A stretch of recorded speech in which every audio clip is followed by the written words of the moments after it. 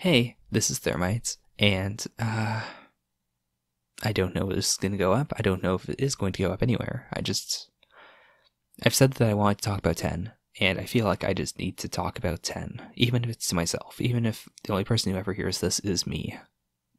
The reason I wanted to do this was that, Fukumoto tends to revisit the same core themes in different series. He's not an author where everything he talks about is about one core theme. He'll take, a core theme and assign it to a certain series, and then consistently go back to that. But he won't make the entire series about that thing. He just uses it as, a touching point, I guess. So that, there's a consistent theme throughout the series. This is true for basically all of his series. Like, with Kaiji constantly talks about communication and trust. Like, can you trust others? Are you going to be betrayed by others? Can you make people understand you? Can you mislead people? Even on his other series, like Kurosawa, is on its face not about anything, but I don't want to talk about other series, actually, so I might just cut this part out, so I don't know. But yeah, I want this to just be about 10. And the point is, 10 does have something that, at least I believe, everything really centers around. I think it's who someone is and what they are, and the way that interacts with itself. Not specifically that, who you are and what you are should align perfectly, but at the very least you should be at peace with, your true nature, and then also what you do, whether it's a job or whether it's just sort of a position in life. I wouldn't say that Kagi, for instance, has a job as a gambler. He just kind of gambles. He doesn't have a steady position anywhere, but it's still his role in life, and he's at peace with that. Okay, I think this will make more sense if I just delve into someone who isn't Akagi. I've got a lot to say about Akagi. You know what? Let's start off with 10. I think 10's actually a really good example. He's a nice guy. That is who he is. The first volume shows a lot of him just being a nice guy. And it's really interesting because a lot of the series after that shows him working. Not showing who he is, but what he is. And what he is a professional gambler. The house calls for him to win, and he takes that really seriously. And that's why, despite being a genuinely good player who loves Mahjong, who is capable of representing East, we constantly see him using his shitty Tenhou trick early on. It's the only way he wins. Even though that's not what he has to do. He can play normally, it's just he has a surefire technique that he uses specifically because he always has to win when he's on the clock. As he tells Hiroyuki after the test that Hiroyuki took to let him on the East team, if he was taking the same test, if 10 was, he'd look at every single tile on the table instead of just the hands. He'd always prefer to play in a way that would make everyone happy. He's the kind of person who wants everyone to be happy, but he can't do that when he's working. So he's willing to be beat up and to get himself cut up afterwards as penance. The professional wins and the nice guy loses. It's really quite self-sacrificial of him, and that's why he doesn't really like to gamble a lot. That's why he doesn't take jobs over and over again. We see early on that he limits himself to the amount of times he goes out and plays professionally in order to make money. Even though he's not living in the best situation, he refuses to go out and do this and just, stockpile a ton of money because he doesn't like it. He'd prefer to just, play normally or play in a way that makes everyone happy, but he can't do that if he always needs to win. We never really see him resolve this, but it's interesting in that he's okay with that life by the end of the series. He's okay with his living situation. He's even willing to take in and care for Akagi, even though he knows that Akagi has, Alzheimer's, and that he's going to just live out his last days being very forgetful and God. That is so depressing. But, the point remains. He's okay with it, and I feel like he must have just segregated what he is and who he is. He's just made peace with the fact that he's gonna have to constantly win. Maybe we don't really see him doing the Tenhou after that, so it's quite possible that he just decided, it's great, I'm just going to win normally now. I don't have to always win, through a shitty technique. I could just play normally. But that doesn't really come up in the series, and I don't want to speculate too much when most of this is based on just, what we actually see. So let's take this framework and apply it to Sawada, because I think Sawada is just, his character arc is really easy to see because it's all stuffed up into just a few chapters. So his job, like what he is a modern Yakuza member. And the Yakuza, like in modern times, well, in the time of 10, which is like, 20 years ago, is just basically he's a bureaucrat. He has to be obsessed with profits and with fringe benefits like that fat dude that he hates. But as a person, he wants to be a classic old school Yakuza. And that comes across in everything he does. Like the cuts he gives Ten are flashy but shallow. He wants to convey that gangster image, but he's a caring dude inside. When he accidentally hurts Ten, when Ten bumps his head, and he's bleeding out in the alley, he tells Hiroyuki, hey, you should get an ambulance for Ten. But he does it in a very ambiguous way. He wants to maintain his reputation, but he doesn't want to seriously kill anyone. It's a really cool dynamic, and it reminds me a lot of this movie called... Oh, which one was it? It might be The Wolves, or... I can't remember the name right now, but it's this movie that's about like the start of the Showa era, where like the new emperor came into power, and he was like, hey, you know what? I'm just going to pardon a ton of Yakuza, just as celebration for me ascending to the throne, which is such a strange idea. But anyways, it basically follows one of these Yakuza who got in trouble in like, the 1890s for like killing a head of another syndicate or something. And he comes back to the modern Yakuza, modern being like the 1920s Yakuza. And it's the same story of like, he's a very traditional Yakuza, but the modern quote-unquote Yakuza he comes back to is all like obsessed with bureaucracy and money and power. And he tries not to step on anyone's toes. He doesn't want to mess with the business. He's like, yeah, I used to lead, but I'm not a leader now. It's fine. I don't want to insult anyone. I'm fine with just being, low ranking and working my way back up again. But he's disgusted with the modern Yakuza because the Yakuza he wants to be part of isn't the Yakuza that really exists anymore. That's exactly what I feel like whenever I read the Sawada arc. I feel like he's that kind of person. He desperately wants to be part of a Yakuza that doesn't exist. His soul is of a Yakuza that doesn't exist anymore. And he has to reconcile that with the fact that he is a modern Yakuza, and he's got to do it. Like, he can't just fake being Yakuza. He has to actually get the job done, but he hates it. And yet, the only way he can really express that is through tiny little things like, freaking out on that fat dude in the car. It's a concept that he never really comes to peace with, but I think he's a very important character because he introduces this idea of being a gangster for a job, which Harada fleshes out later. I don't want to go on to Harada just yet, but... Ken? Nah, fuck Ken. I don't want to talk about Ken. I'm going to talk about Genji. I like Genji. He's like 10. Like, he's a genuinely good gambler, even if he doesn't cheat. But, actually, you know what? I would say he's a better 10 than 10. Like, his Ganpai is just an infinitely better version of 10's Tenho. Like, not only is Genji a genuinely good gambler, and he likes Mahjong a lot. Like, he's obsessed with the concept of Mahjong, but his job is to win. Literally, in fact, like, he's not someone who goes out and wins as like a gambling hitman, or there's a word for that, but I don't remember. It's like, he just actually goes out and he just gambles, and that's how he just makes money. Like, he's basically retired. The only way he makes money is through going out and gambling a little, and he's kind of broad than that.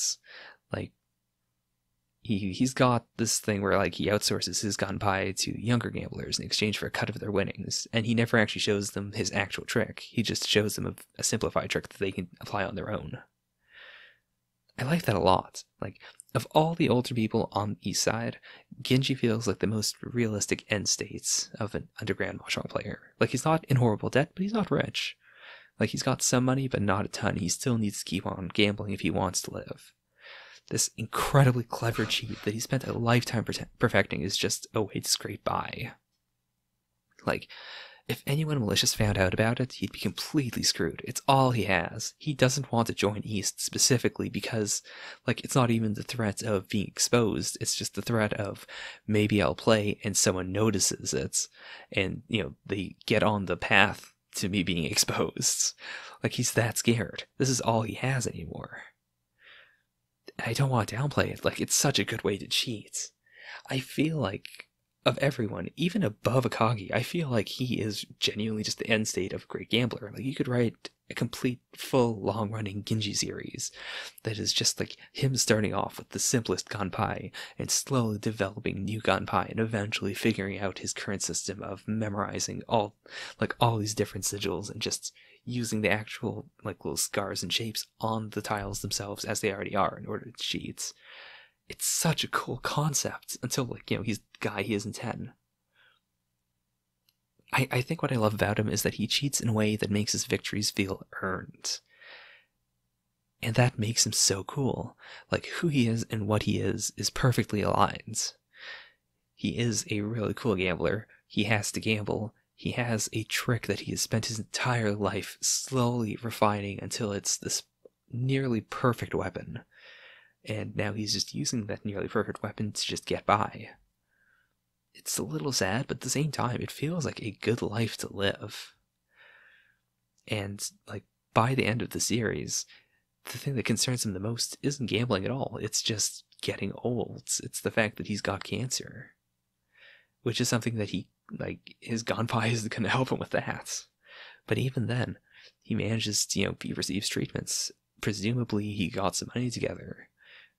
And, he got proper treatments. I mean, he's also in Japan. They have decent healthcare, so maybe he didn't have to pay for it. In any case, Kenji's so cool. I love him. Soga is... Honestly, I think Soga's a little less cool than Genji. But I think that's kind of the point of his character. Like, what is he? He's this guy whose legend is up there with Akagi. Even more so than Washizu.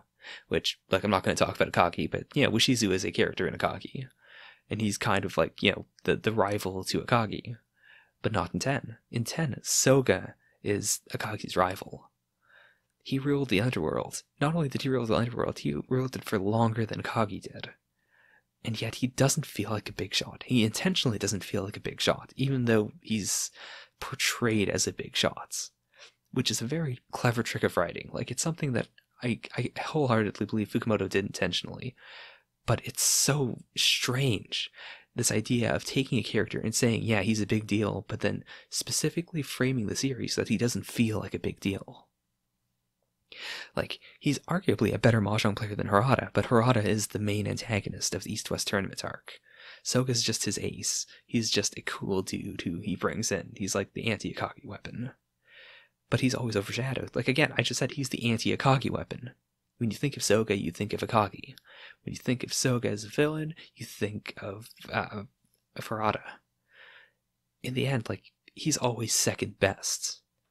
Despite being a guy who should be the best, he's always second best. In the end, he loses the very last gamble he ever does. The game of 9. Which is so cool. Like, oh man, that game of 9. The final thing Akagi plays isn't a death game, it's a life game. And he's fighting not for the right to keep on living, not for the right to win, but for the right to have nothing happen. Like, there is a win and a lose there, and he doesn't even want to win. He's fighting specifically for a certain goal to just tie. And he pulls it off. And, oh my god, it's so heartbreaking to hear Akagi say so simply that, I don't know how to play Mahjong anymore. That killed me, because, like, some idiot like me, who barely knows the game, like, I can play Mahjong personally, but I barely know any Yaku. Like, if I play, I have to play with one of those, like, cutout things that has all the Yaku on it, and, like, all the ways that you add up points. I basically just know how to put together hands. That's all I know. And yet, I right now know more than Akagi did at the end of his life. That is disgusting. And there's this fantastic page where Akagi keeps playing after it be called a tie, and Soga realizes that Akagi doesn't know enough math to know that he's tied. Like, he's not, like, you can read it as him wanting to play until the very end, but that's not what it is. He keeps on playing because he legitimately doesn't know that he's, like, won. He just assumes he has to keep on tying until the very end. those silent panels where you see Soka realize that he could finally beat Akagi. He could finally not just beat him, but beat him in the best possible way. He could save Akagi's life. But he's got to do it against an Akagi who doesn't know Mahjong. An Akagi who doesn't know how to add. It's so bitter. You can feel his grief through the page. And when he loses, there's a sense of relief. This idea that, yeah, he can't beat this, like, crippled, weakened Akagi, but at the same time, he's happy, because if he had beat him, it would have been even worse than losing. When he's being wheeled back, he makes a point to tell this random black suit about the Game of Nine, and we get to see the black suit's reaction. I think that's really cool, because, like, Soga is the ultimate big bad, bigger than anyone else that Akagi's ever fought against, probably bigger than, like, the bad guys in Zero and in Kaiji. That's what I like to think of, at least.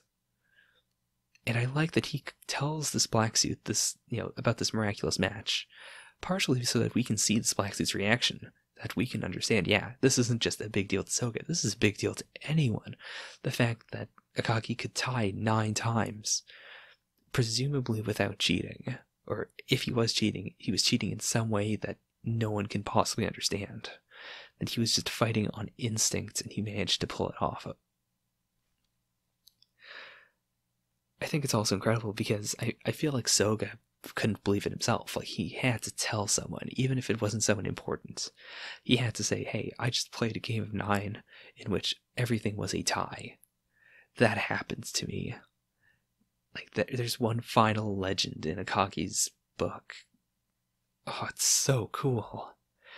I love that so much. The idea that this man who is, like, he's a really big shot, and the role he plays is to always be second best, and in the end, he has to come to terms with it, that, yeah, he's second best. He can't save Akagi, he can't beat Akagi.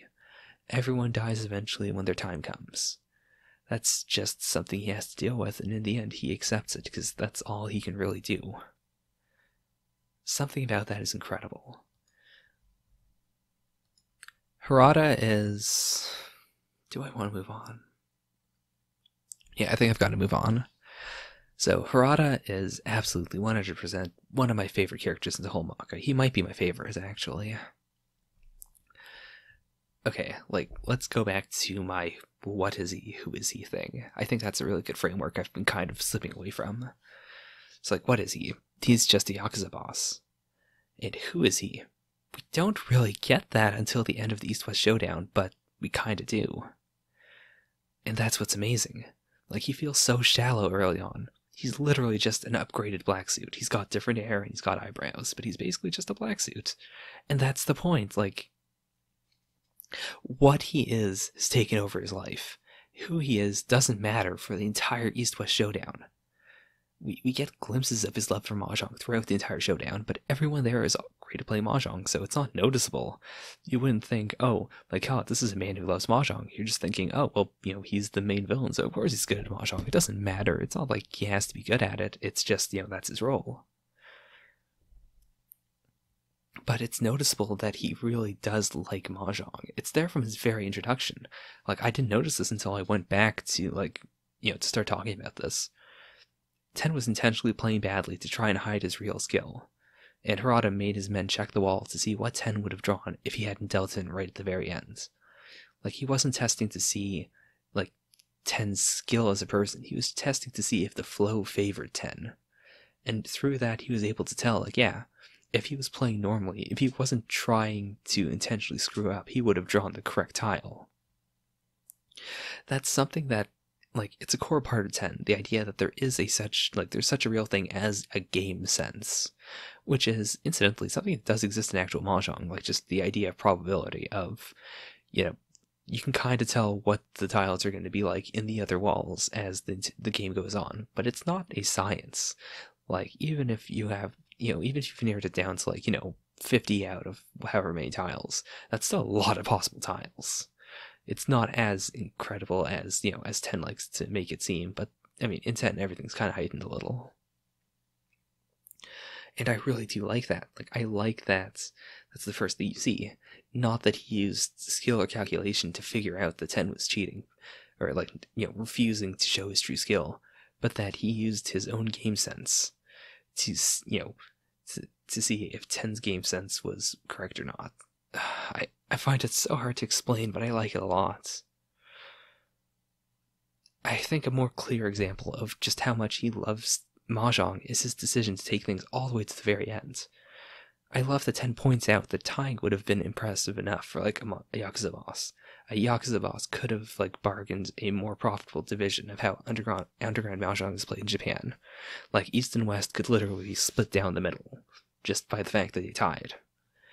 But Harada is, as Ten says, fascinated with the game. He would rather give up profits and a super impressive moment as a Yakuza boss, something that would have him written down in history, if it means that he can have that shining moment as a Mahjong player, that one brief moment that everyone in the series is chasing after to some extent. Everything else he does is through the facade of a Yakuza boss, but that's the one moment where we really get to see the real Harada shine through while he's trying to be a Yakuza boss. We don't get it again until, the final arc, the death of Akagi. When Akagi's ready to kill himself, he's at peace, he's laid out rules about how he wants his last moments to go. And what does Harada do? He gets drunk, he drinks more than anyone else there at the wake, and then he goes out, he calls his goons, and he tries to save Akagi like a Yakuza boss. Because he honestly wants to save Akagi, he's being completely honest. And all of his power to him comes from being a Yakuza boss. And not only that, but as Akagi points out, his view of Akagi's situation is colored by his own situation. He's seeing the world through his own dark shades. Who he is just this slave, this bureaucrat, this secretary, working to maintain what he is. Who he is literally working to maintain what he is. And he thinks Akagi's the same.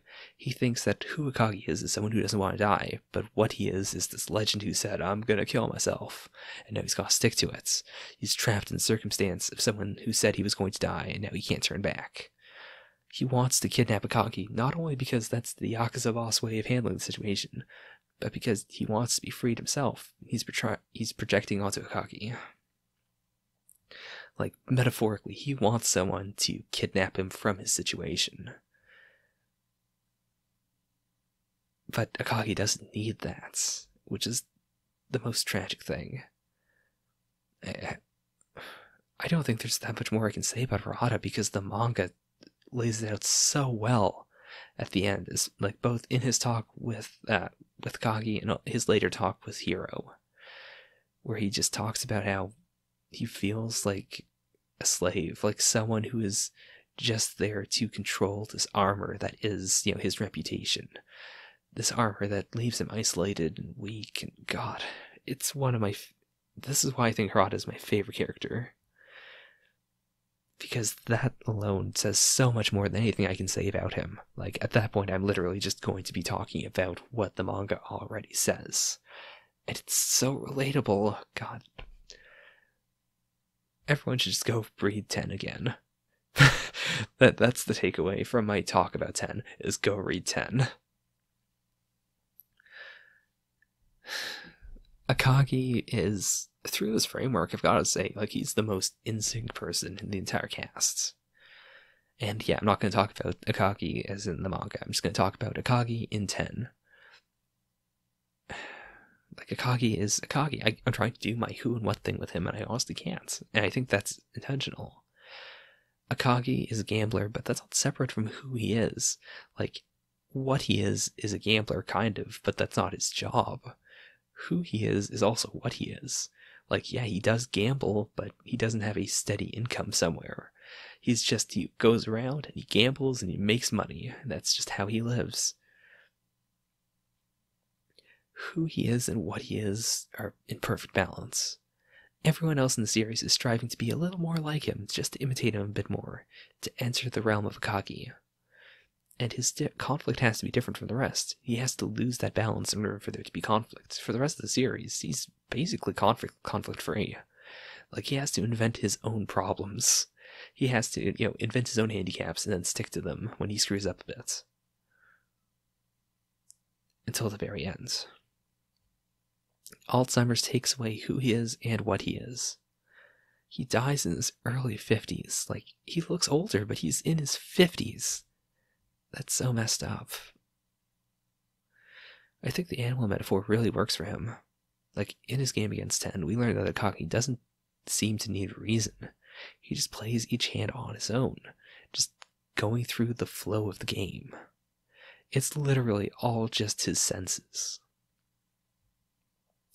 There's this mention that, like, Akagi had a lot of debts, and when he had the priests, I wrote his name down, Kanamitsu.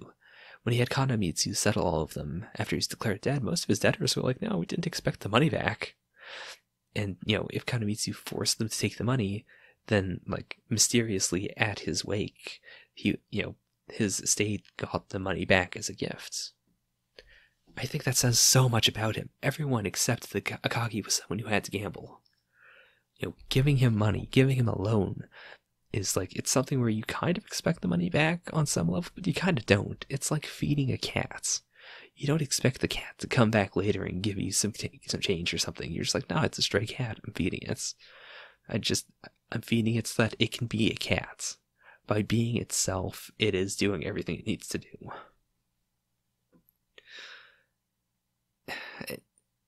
I think that's so incredible because, like, it's not gambling addiction. He's not Kaiji. It's not an addiction, but it's like a bodily function. His mahjong was as beautiful and as natural as, like, a peregrine falcon's flight, or like a salmon's swim back to the place it was born. Anything else would have been workable. Like, I bet he could have lost an arm or his teeth, or like he could have been Stephen Hawking'd up, just, completely paralyzed, and I think he'd still be willing to live and find a way to gamble. Because mahjong really it's a game that's all about the mind. As long as he could be Akagi, he wouldn't have chosen euthanasia. The series is called, like, 10, what is it? The Man on the Path of Tenho. And I noticed that you don't have to actually refer to Tenho as the hands, like as the mahjong hands. It also means like heaven's hand, literally. If 10 is on the path of heaven's hands, and if everyone else is as well, like to a lesser extent you've got Hero, and you got, like, everyone else I've talked about so far, then Akagi's already on, like, he's already at the end of that path. He's already in heaven before he dies. He has that whole chapter called Realm of the Gods. Like, yeah, obviously, everyone else is on the path to Akagi. Akagi's already there. He's already at peace with himself. Everyone else wants to be at peace with who they are and what they are. Akagi's already there. God. Also, just a tangent for a bit, because I brought up euthanasia. I do support euthanasia, especially in cases like Akagi's, where he says, like, where I would say, at least, that he wants to die, and he's properly thought it out, but he doesn't suffer from suicidal thoughts. Like, in clinical sense, the DSM-5, like, says that suicidal thoughts are a mental illness. It's a part of clinical depression.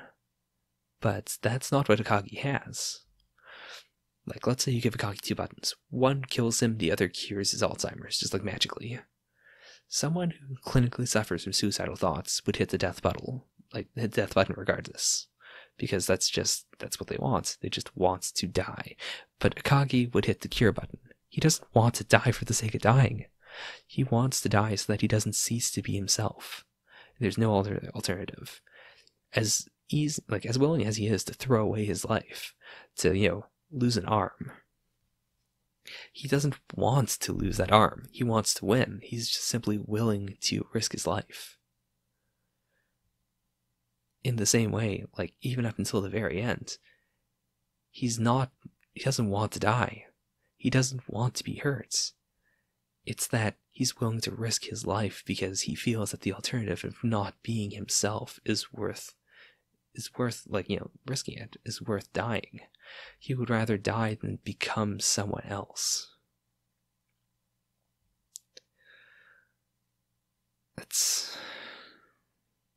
Man, I don't want to end on that note. Let's see, who else do I have? I wanted to end with 10, but I already did 10 at the starts. You know, I'm retarded. Hiroyuki, obviously. Hiroyuki is literally the main character. And I love series that do this kind of thing. Like, a series that decouples the title character from the main character, like the character we follow. 10 is the main character, like the title character, but he gets to be strong and mysterious and difficult to understand, because Hiroyuki takes up the slack. He gets to be the newbie, the person that we actually follow, the main character in all but name. Like, he gets to be...